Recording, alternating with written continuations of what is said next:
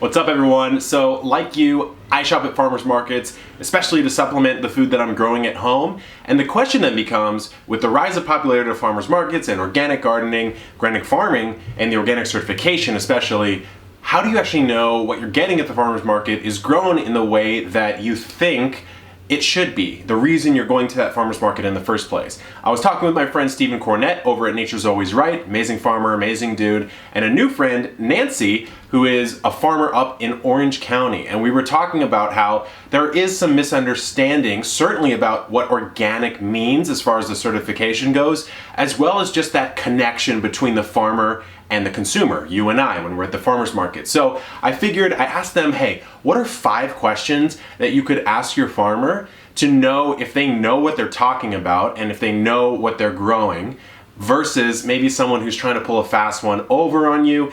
And that unfortunately is something that happens at farmers markets. Resellers, people who are growing in a way that they would claim to be something other than it is.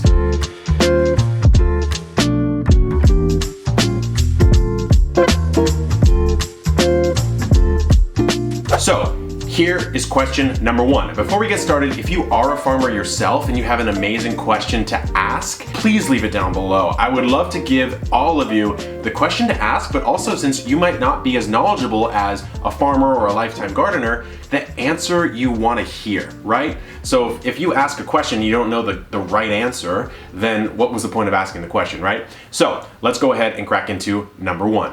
So the first question you can ask is if the produce that they're selling at your particular market has been elsewhere or has been to other markets. A lot of farmers visit multiple markets, and of course they want to make the best use of the produce that they're growing, and so will often take produce to other markets. Now that's completely fine for some types of produce, but for other types of produce, it really means that you're probably getting lower quality stuff. And the reason why is because if you take a lettuce out of the ground early in the morning and then you shop it around and the leftovers are at the third market, it's very difficult for that lettuce to be in top-notch condition unless they're just preserving it through they're keeping the cold chain going, right? Which is sort of a conventional grocery technique for just keeping something preserved through a transition, through going from point A to B to C.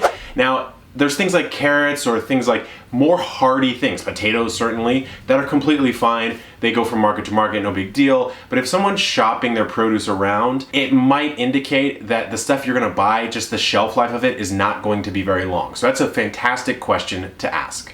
Question number 2 to ask is a general question about what types of sprays they're using and for what types of problems. So I don't think many people might know this, but in conventional and organic farming, you are allowed to use herbicides, pesticides, and fungicides. The difference is that organic ones, you have to go through a process of elimination. You have to use the more gentle options first and then graduate upwards, but you can still use, I don't know the exact number, but certainly you can use naturally derived organic pesticides, fungicides, and herbicides. So some people don't even have an organic certification, but decide not to spray with anything, which you might consider perhaps beyond organic, and even more natural approach to farming. Unfortunately, there is no certification or word for that. So answers you're looking for are for a farmer to intelligently analyze the pest disease issues that they have and practice some sort of integrated pest management technique where they're maybe using biological control,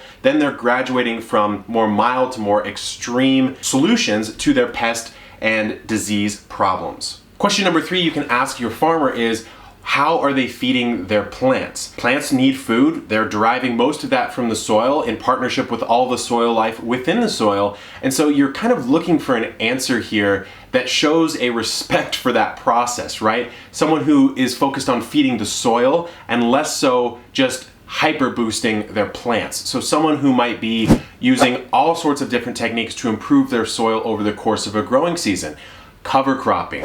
Someone who's top dressing with compost, perhaps compost that even they make themselves. Someone who's using wood chip mulch. there's a lot of different answers here. The answer you're kind of looking at, that sub-answer, is one that shows the farmer respects the soil that they're growing in, rather than thinking of it like a conventional agriculture where you're just dumping synthetic fertilizer to hyper boost the plants and really in the long term depleting that soil. Question number 4, this is a fantastic question, and when you ask it, really pay attention to how they answer that first few seconds. And it sounds very particular, but the question is this: hey, can I come visit your farm?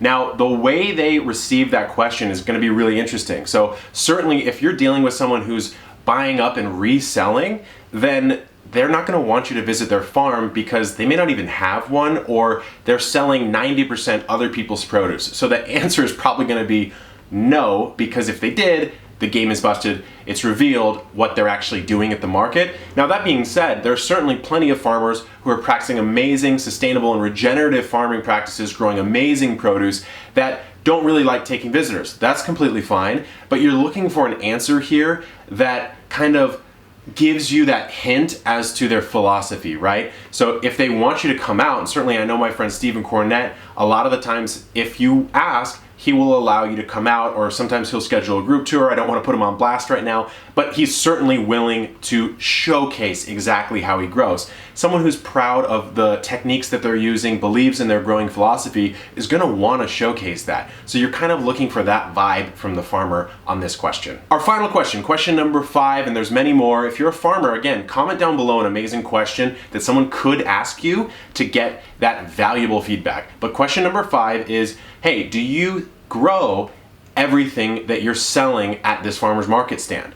And so again, it's one of those where you're looking for that quick reaction, that quick hot take. A lot of the times, the people who are kind of a little less legitimate are going to be buying up from other places, maybe even large distributors, and then just reselling under the guise of having grown it themselves. I'm not saying this is certainly not all farmers, not even close, but it's a problem at the market, and legit farmers are very upset that this is something that happens. And so you want to avoid supporting those people, and you want to support the people who are growing the food themselves and bringing it out there, doing all the hard work themselves. So some people also will buy from others and supplement. And so the answers you're looking for, it's not just a straight up yes or no. You're looking for someone who's saying, hey, you know what? I source all of these myself. I grow all my root crops and my leafy greens. I do take some value-added goods like jams and jellies from this supplier who's my friend, and this and that. You're looking for a complete answer that makes complete sense. You're not looking for some sort of wishy-washy, oh yeah, totally, da-da-da-da.